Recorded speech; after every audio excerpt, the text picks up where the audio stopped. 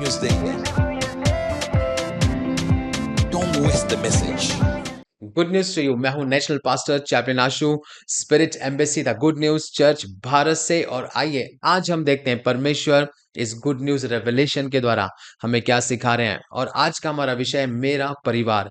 यहोशू की पुस्तक 24वें अध्याय उसके 15वां वचन में लिखा है, परंतु मैं तो अपने घराने समेत यहोवा की सेवा नित करूंगा। हालेलुया। सो यहोशू ने परिवार की शक्ति को समझा। अपने जीवन के अंत के पास जब यहोशू अपने जीवन के अंत के पास था, तो उसने इज़राइल के नेताओं को एक अंतिम अंतिम संदेश देने के लिए इकट्ठा किया और उन्हें परमेश्वर की पूर्व आशीषों की याद दिलाई। यहोशू 24वां अध्याय 1 से लेकर 14 वचन में इस बात को लिखा है, और उनसे परमेश्वर के प्रति विश्वास योग्य बने रहने का आग्रह किया। हालेलुया। सो अपने संदेश के बीच में उसने वह अनंतकालीन शब्द घोषित किए जिन्हें आज भी कई लोग दोहराते हैं और अपने घरों में प्रदर्शित करते हैं, परंतु मैं और मेरा घराना तो यहोवा की सेवा करेंगे।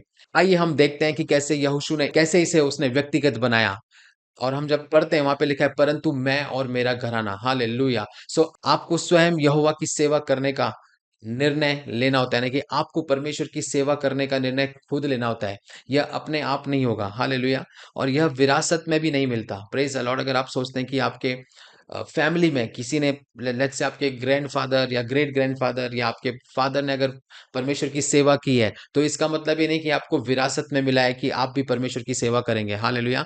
यहाँ पे यहोशू ने बोला, परंतु मैं और मेरा घराना, यानी कि उसने डिसीजन लिया कि चाहे कोई कुछ भी करे, प्रेज द लॉर्ड, लेकिन मैं और मेरा घराना हम परमेश्वर की सेवा करते रहेंगे। हालेलुया। सो अन्य लोग विश्वास की एक परंपरा को आगे बढ़ा सकते हैं, यानी कि विश्वास आपको आपके फादर या आपके मदर से आपको मिल सकता है, लेकिन आपको इसे अपना बनाना होगा, लेकिन आपको उसमें आगे बढ़ना होगा। सो इस मौसम में जो क्रिसमस का मौसम है, जो त्योहार का जो सीजन है, आइए हम अपने पूरे परिवार के साथ परमेश्वर की सेवा करने का निर्णय लें। हालेलुया। और यह सबसे बड़ा गिफ्ट है जो आप एक दूसरे को दे सकते हैं। सो आज से आप एक साथ वचन पढ़ें, एक साथ प्रार्थना करें, मतलब परिवार में आप एक साथ बैठें, उनके साथ बैठ के आप वचन पढ़ें, एक साथ प्रार्थनाएँ करें और एक साथ आत्मिक रूप से बढ़ें। किसी भी तरह की कटुता को निकाल दें, यानी कि जो परिवारों के बीच में आपस के लोगों के बीच में जो द्वेष होता है, जो प्रॉब्लम्स रहती हैं, उसको निकालिए। हालेलुया। क्योंकि शैतान यही चाहता है कि कोई भी मसीह परिवार आगे ना बढ़े। वो एक मसीह परिवार कब आगे बढ़ सकता है? एक मसीह व्यक्ति कब आगे बढ़ सकता है? जब वो आपस में प्रेम में रहते हैं, जब एक-दूसरे के साथ मेल-मिलाप पे रहते हैं। इसीलिए शैतान चाहता है कि वो कभी भी एकता में ना आए, क्योंकि जहाँ पे यूनिटी है, वहाँ पे पावर है। हालेलुया। सो इसीलिए आज परिवार टूटे हुए हैं। भले ही वो चर्च जाते हैं, लेकिन उनके परिवारों में गैप्स हैं, उनके परिवार में टूटापन है। क्यों?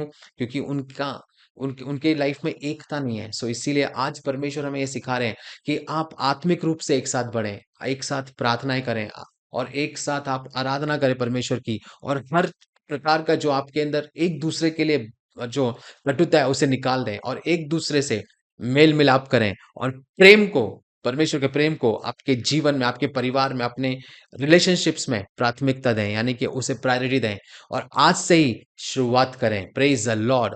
आइए हम भविष्यवाणी की घोषणा को बोलेंगे। मैं भविष्यवाणी करता हूं कि मैं और मेरा परिवार पूरे मन से परमेश्वर की सेवा करेंगे। हम में से कोई भी पीछे नहीं छूटेगा। हमारा घराना परमेश्वर केंद्रित है। यीशु के सामर्थी नाम में, आमीन। Good news to you and God bless you.